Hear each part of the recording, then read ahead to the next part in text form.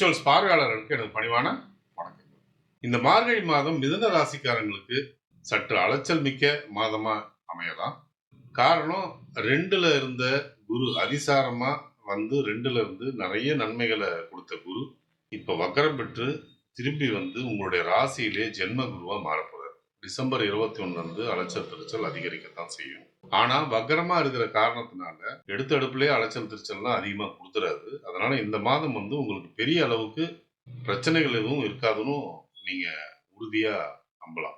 காரணம் வக்கரம் பெற்ற குரு தன்னிலை இழக்கிறதுனால அந்த ஜென்மத்துக்குரிய அந்த அலைச்சல் திருச்சலை அதிகம் பண்ணாம நன்மைகளை வாரி வழங்கக்கூடிய தன்மைகள் தான் இருக்கும்.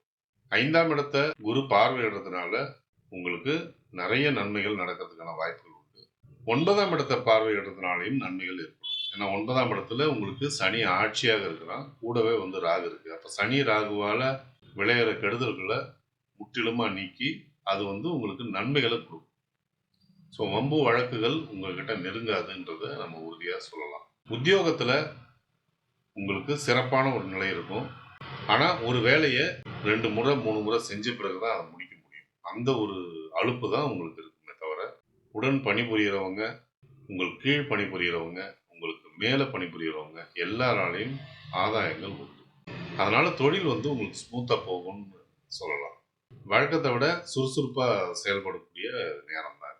சொந்த தொழில் பண்ணக்கூடியவங்களுக்கு எரிபொருள், வாகனம், மின்சாரம், பேட்டரி சம்பந்தப்பட்ட தொழிலை பண்றவங்க, இரும்பு சம்பந்தப்பட்ட தொழிலை பண்றவங்க, கமிஷன் சம்பந்தப்பட்ட தொழிலை பண்றவங்களுக்கு மிகுந்த ஆதாயங்கள் ஏற்படும். ஆடை ஆபரண தொழில் இருக்கிறவங்க, ஹோட்டல் நடத்துறவங்க அவங்களுக்கும் நல்ல ஆதாயங்கள் ஏற்படும்.